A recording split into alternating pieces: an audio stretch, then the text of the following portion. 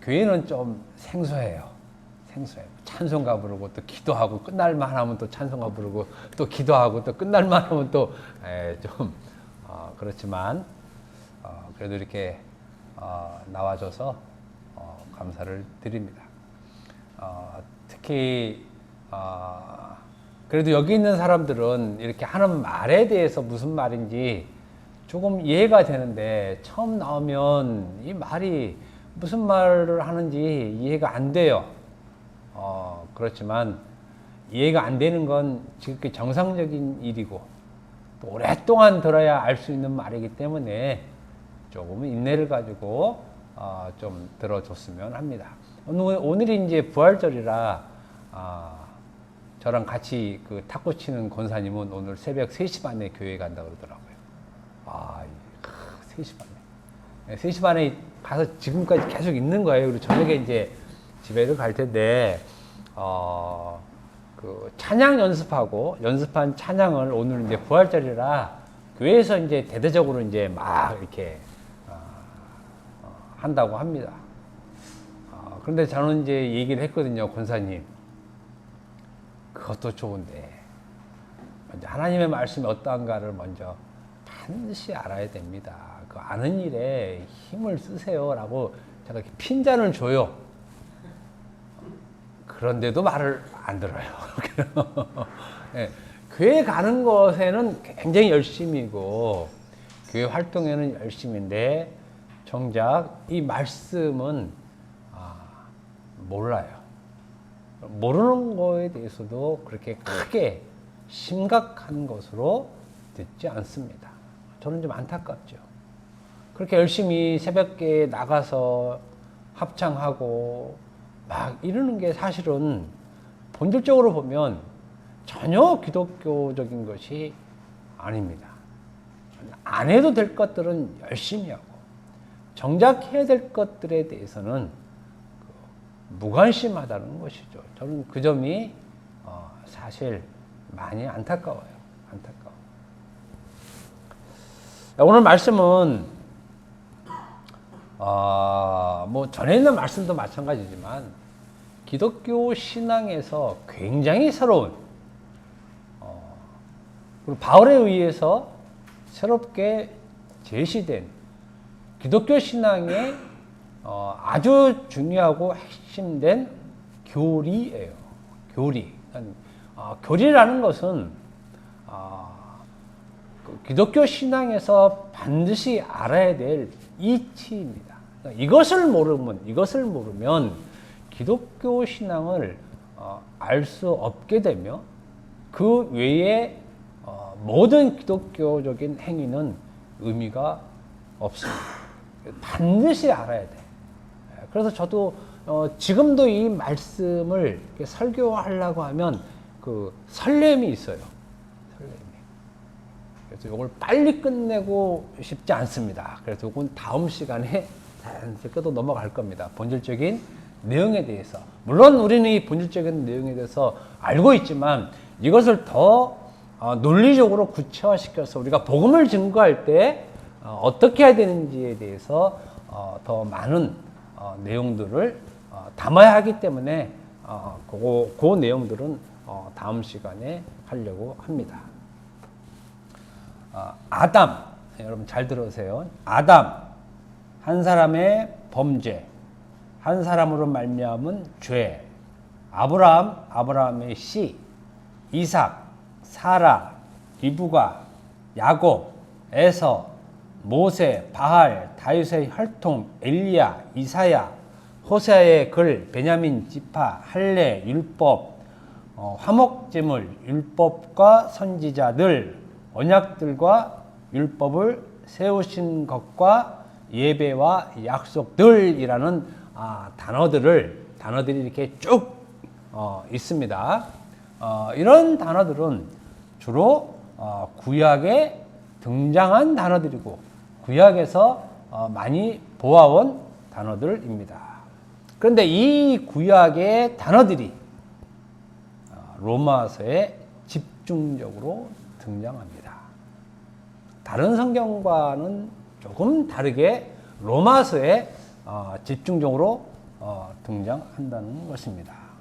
로마서에 등장한 이 단어들은 보편적인 단어들이 아닙니다. 그냥 일반적으로 사용되는 단어들이 아니라 이 단어들에는 반드시 특이한 공통적인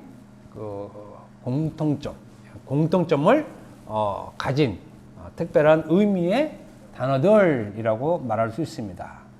이 단어들만이 가지고 있는 공통점이 있는데, 그러니까 각 단어들, 지금 제가 여러분들에게 말씀드린 그 단어들에는 공통점이 있는데, 그 공통점이 뭐냐? 그것은 모든 단어들이 다 예수를 가리키고 있다는 것입니다. 그러니까 예수를 목적으로 하고 있는 단어들이지, 이 단어들은 각자의 개인의 다른 의미를 가진 단어들이 아니라는 것입니다. 아담도 그렇고, 한 사람의 범죄도 그렇고, 한 사람으로 말미암는 죄도 그렇고, 아브라함, 이삭, 야곱, 에서, 엘리야, 호세야, 기타 이 모든 단어들은 전부 다 그 예수를 목적으로, 예수를 의미하는 단어라는 그 공통점을 가지고 있다는 것입니다.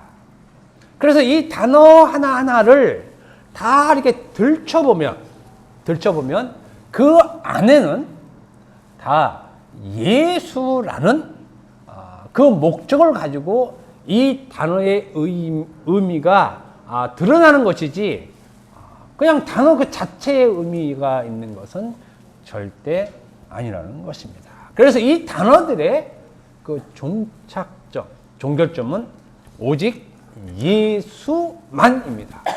예수만. 그래서 만약에 이 단어들의 쓰임을 예수가 아닌 인간에게 이 단어의 쓰임을 목적으로 들면 이 단어들은 모두 죽은 단어입니다.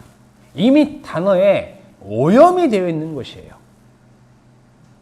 그래서 이 단어들은 인간에게 향한 단어면 그 단어는 반드시 사람을 죽이게 되어 있습니다.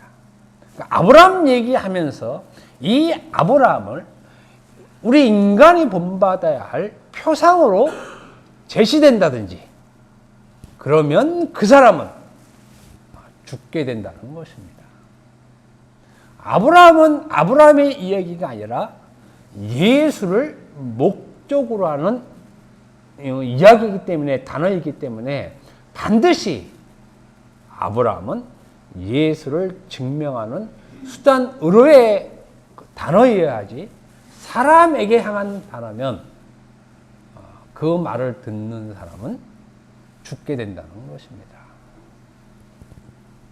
그런데 이 모든 단어의 표현들이 로마서에 집중하고 있다는 이 사실에 대해서 여러분들은 왜 로마서에 이러한 단어들이 집중되어 있는가, 여기에 대한 의미를 잘 알아야 한다는 것입니다.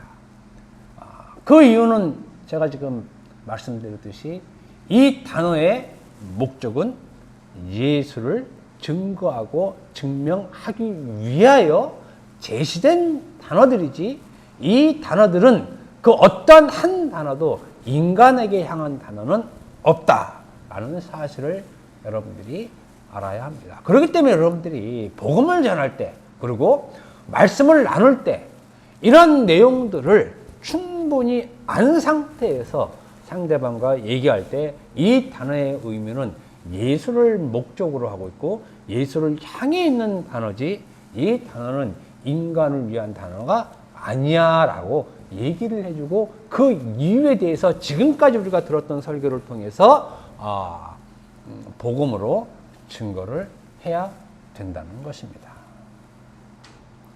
로마서의 중요성이 여기에 있습니다. 로마서는 독자들로 하여금 단어의 의미를 예수 밖으로 나가는 것, 이것을 철저하게 차단시킵니다. 제가 말씀드린 위에 열거된 이 단어를 예수로 설명을 해야지 예수 밖으로 가는 것을 원천 차단시키는 역할을 하는 것이 로마서입니다. 사실 로마서는 그래서 굉장히 힘든 책입니다.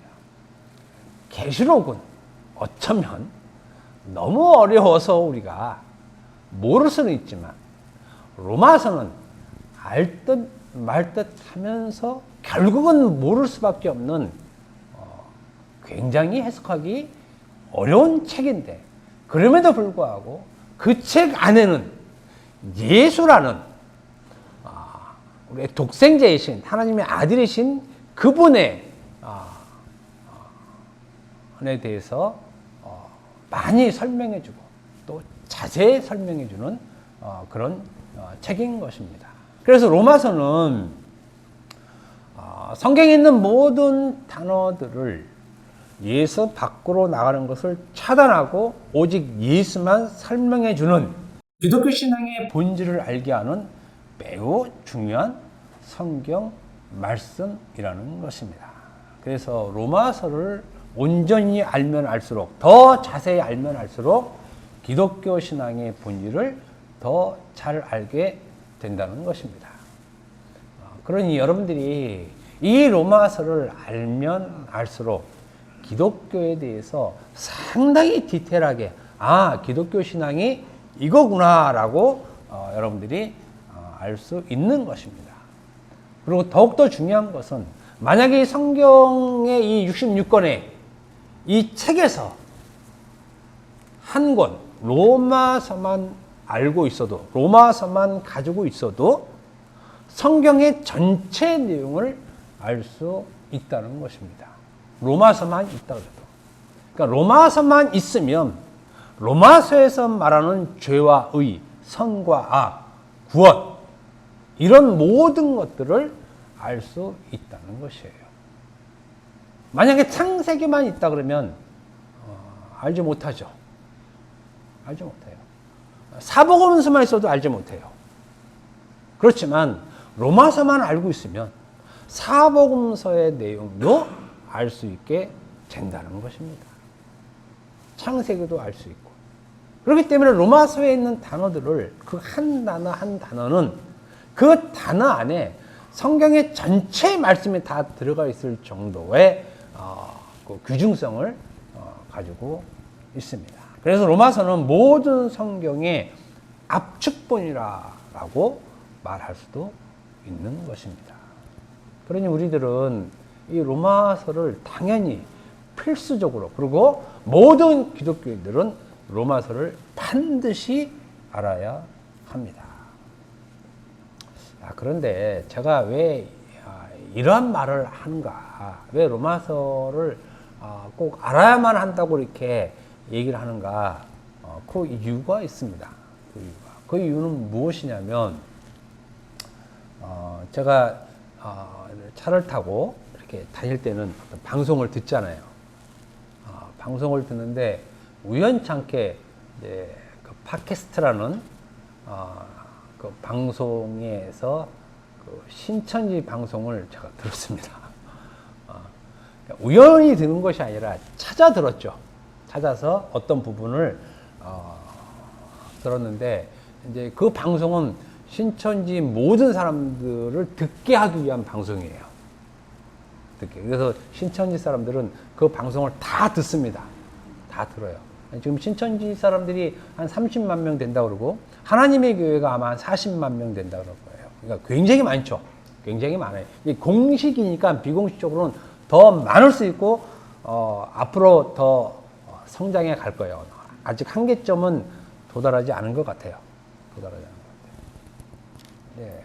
그 방송을 듣는데 어떤 내용을 얘기를 하냐면 거기 이제 전문가가 나와서 신천지를 전문적으로 알리는 그 목사 같은 사람이 나와서 이런 말을 합니다.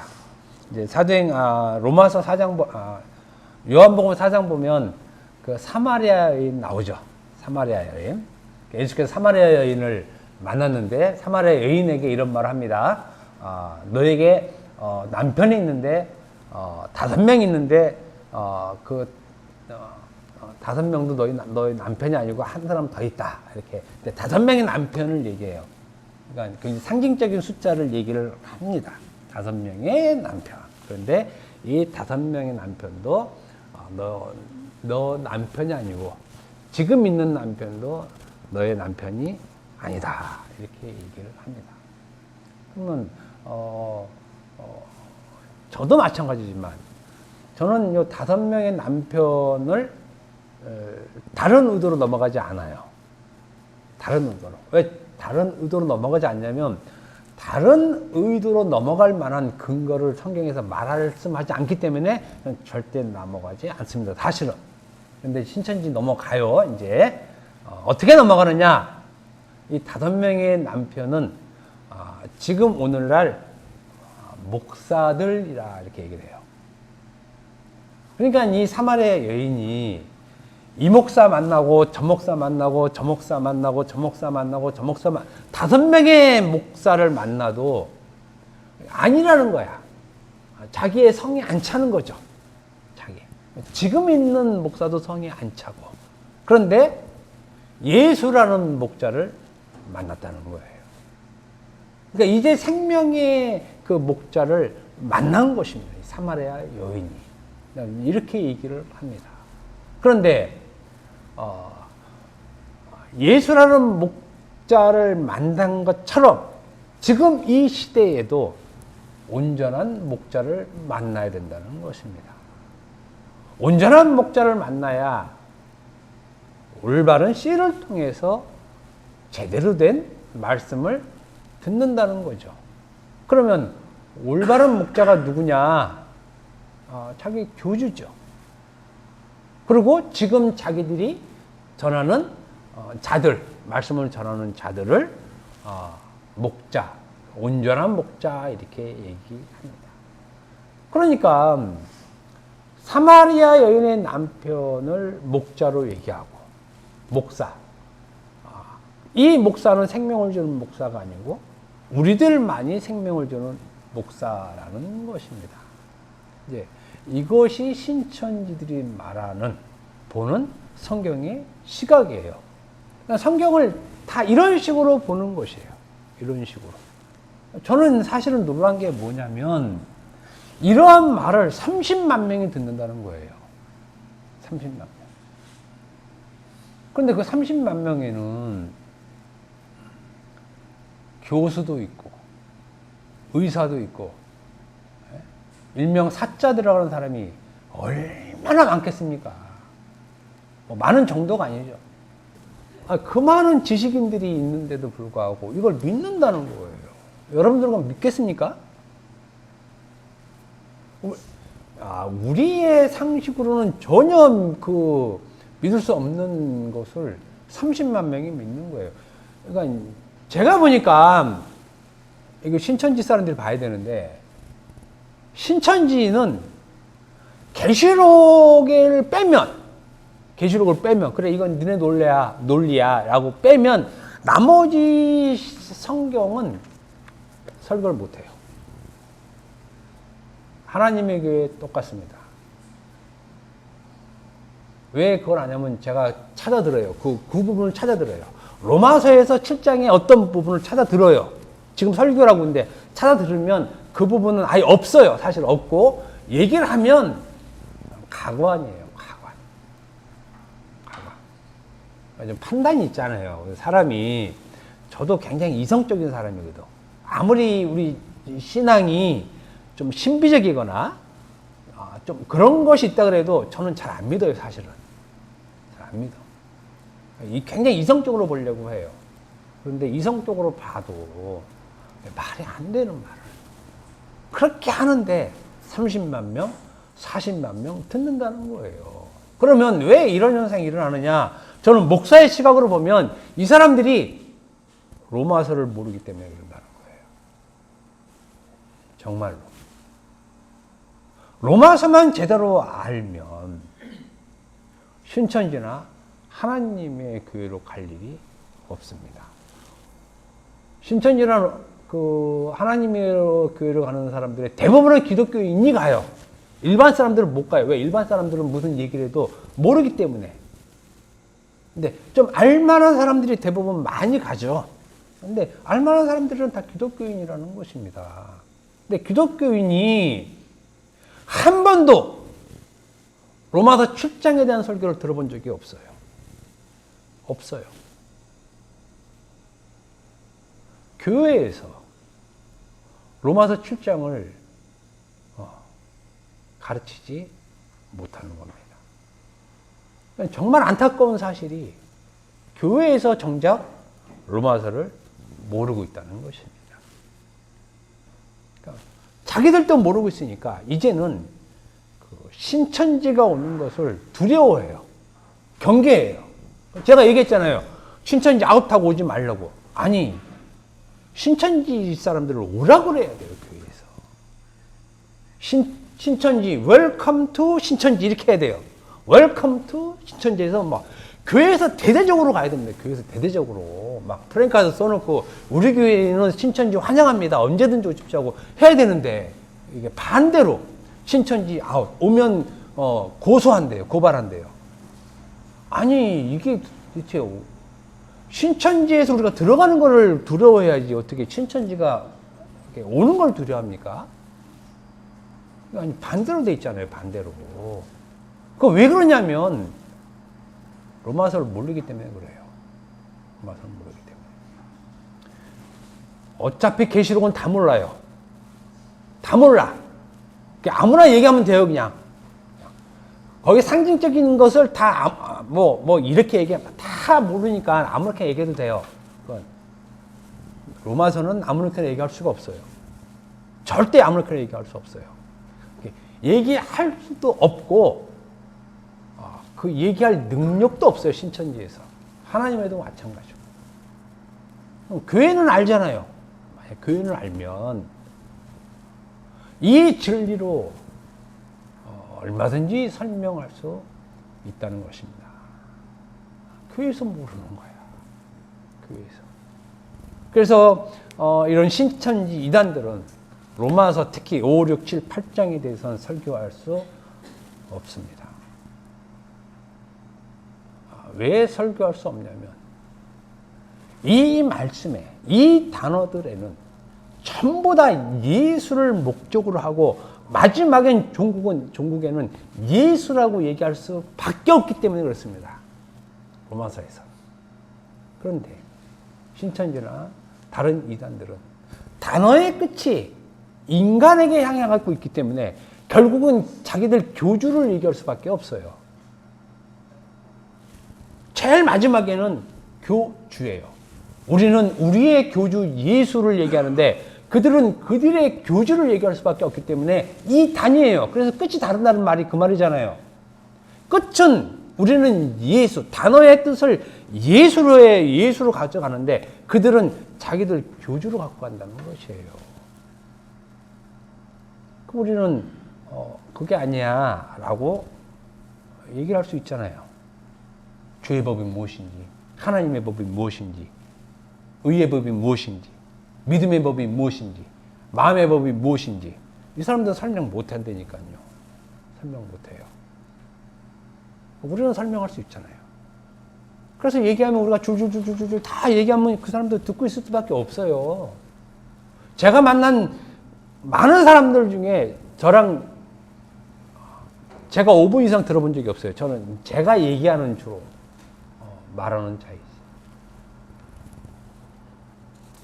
로마서를 모르기 때문에 기독교는 오히려 이단들에게 역공을 당하고 있다는 것입니다. 그게 우리 현재의 교회의 처지예요. 그래서 그들은 능하고 우리는 망하고. 그죠? 그들은 능하고 우리는 망하고. 로마서를 알고 모르고는 단순한 지식의 유무의 차이가 아니라 영생의 차이예요.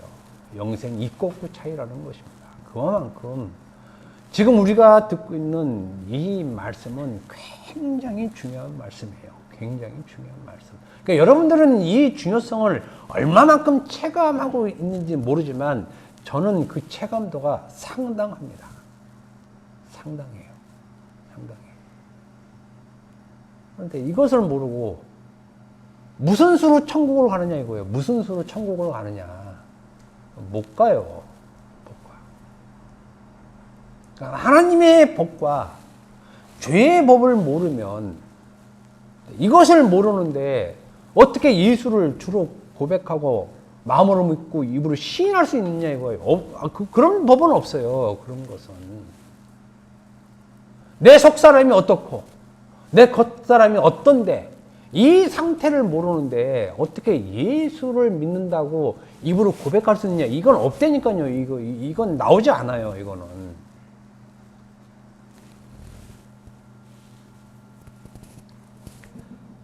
그래서 우리가 율법 행위를 하든지 종교 행위를 하든지 지금처럼 부활절이라 그래서 교회 가서 합창을 하고 또 무슨 날이라도 열심히 내고 또 무슨 일 있다고 교회 열심히 가고 이런 율법 행위와 종교 행위 물론 필요하죠. 필요 없다고 얘기하는 것은 아닙니다. 그렇지만 이것을 하기 전에 먼저 우리가 알아야 될 것이 있다는 것입니다. 이것을 모르면 그 신앙, 기독교 신앙에는 그냥 끝이에요. 그런데 우리가 알아야 될 것이 무엇이냐? 그것은 바울이 먼저 깨달았던 것을 우리도 동일한 마음으로 깨달아야 된다는 것입니다. 그럼 바울이 먼저 깨달은 게 무엇이냐? 그러니까 바울이 깨달은 걸 우리도 깨달아야 우리도 바울과 같은 신앙을 가진 자가 되는 거잖아요. 바울은 깨달았는데 우리는 몰라. 안 되는 것입니다. 그럼 바울이 무엇을 깨달았느냐라고 했을 때 그 깨달은 것이 오늘 본문이라는 것입니다.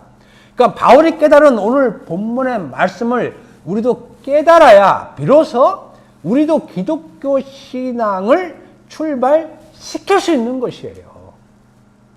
한때는 우리가 사형리를 통해서, 그죠? 예수를 고백하고, 이러는데, 그거 아닙니다.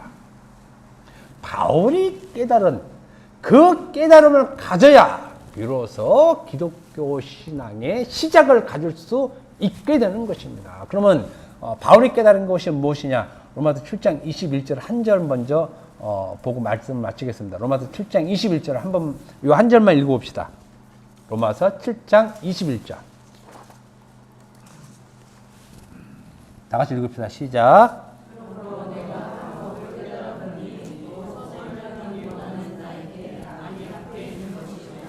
굉장히 단순한 아주 심플한 한 절이죠. 내가 한 법을 깨달았다. 전에는 몰랐다는 거예요. 예수 믿기 전에는 몰랐어. 그죠? 예수 믿기 전에는 모든 사람이 다 몰라요. 우리도 예수 믿기 전에 몰랐던 거예요. 예수 믿기 전에 다 몰랐어요. 근데 한 법을 예수 믿은 후에 깨닫게 되죠. 한 법을 예수 믿기 전에 믿은 후에 믿고 깨달았는데 그것은 무엇이냐? 선을 행하기 원하는 나에게 악이 함께 있는 것이라는 것입니다. 선을 행하기를 원하는 나에게 악이 함께 있다. 죄가 함께 있다라는 것이죠. 죄 때문에 내가 선을 행하지 못한다는 사실입니다. 죄 때문에. 그러면 한 법을 깨달았을 때 가장 먼저 기독교인이 깨닫는 것은 무엇이냐면 나는 악한 자라는 것입니다. 악한 자. 이것이 이 인식으로부터 기독교 신앙이 출발되고 기독교 신앙에서 말하는 행위가 나오는 것이에요. 행위가. 이것을 시작으로. 그래서 기독교 사람들, 기독교인의 실천 신앙이 나와요. 기독교인이 어떻게 살아가야 할까에 대한 실질적인 행동이 나오는 것입니다. 근데 그 나오는 전제가 무엇이냐면 나는 악한 자라는 사실로 붙어요. 이게 예수를 믿으면 맨 처음에 갖는 자기인식이에요. 아, 예수를 믿으니까 이제 구원받고 천국 갈 수 있겠구나. 예수 안 믿는 거예요. 예수 안 믿는 거. 예수를 잘못 믿는 거예요. 잘못 믿는 거. 예수를 믿게 되면 그 믿음과 동시에 선을 행하는 나에게 악이 함께 있었고 그 악으로 인해서 내가 미워하는 악을 행하는 자이구나를 깨닫게 된다는 말입니다. 요것을 깨닫는 자기 존재, 이 존재를 시작으로 이후에 기독교인의 삶의 행동이 나오는 것이에요. 기독교인의 삶의 행동. 그래서 예수 믿는 사람들은 어떻게 살아요? 라는 말에 대한 대답을 해줄 수 있는 것이죠. 근데 이것을 모르면, 그리고 이것을 모르기 때문에 예수 믿는 사람들에게 율법 행위를 얘기하는 것이에요.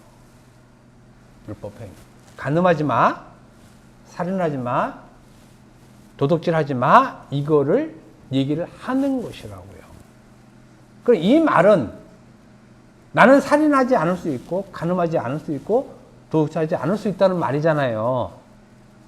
그런데 기독교에서 시작은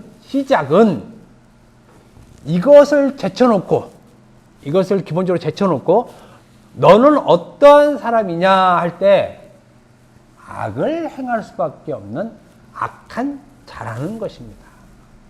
악한 자. 그러면 살인하지 마, 간음하지 마, 도둑질하지 마는 이미 의미가 없어지는 것이에요. 왜? 이미 살인해도 악한 자. 예를 들면 간음해도 악한 자. 간음하지 않아도 악한 자. 살인하지 않아도 악한 자예요. 출발선이 그렇다는 것입니다. 이게 바울이 예수 믿고 깨달은 것이에요. 깨달은 것. 이것을 깨닫지 않으면 기독교 신앙은 시작부터 잘못되어 간다는 것입니다.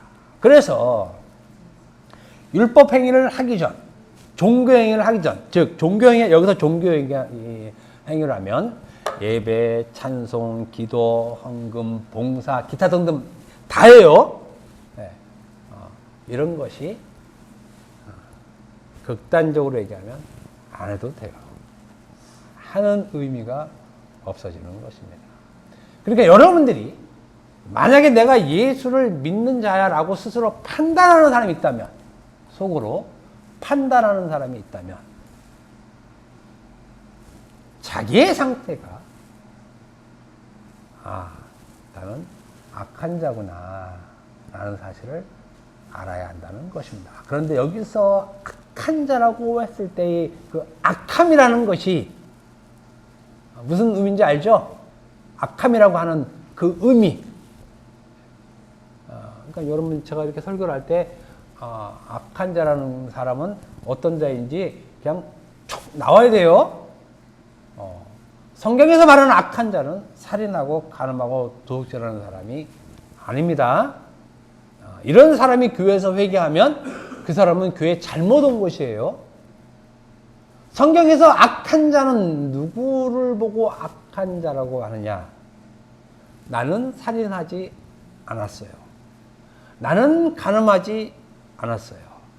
나는 도둑질하지 않았어요. 라고 하는 사람을 악한 사람이라고 얘기를 해요. 성경의 반전이에요. 악과 죄에 대한 반전. 기독교는 우리가 생각하는 일반 상식과는 정반대대로 새로운 법을 제시하는 신앙입니다. 그래서 하나님의 법이라고 하는 것을 얘기를 하고 죄의 법이라는 것을 또 얘기를 합니다. 이것은 구약 성경에는 존재하지 않는 용어예요. 구약 성경에는 존재하지 않는 용어를 바울이 새롭게 제시해서 기독교의 본질적인 그 내용을 설명하고 있는 것입니다. 우리는 그런 의미에서 특별한 상황을 맞이하게 된 것이고 그 맞이하게 된 상황에 대한 이야기를 로마서 7장 21절부터 25절 사이에 특이한 용어로 우리에게 설명해 주고 있는 것입니다. 이것을 통해서 인간의 상태가 어떠함을 분명히 알게 하는 것입니다. 이것을 시작으로 기독교 신앙에서 어떻게 내가 살아야 하는지를 알게 하는 것이에요. 요거에 대해서 다음 시간에 계속해서 말씀드리겠습니다. 기도하겠습니다.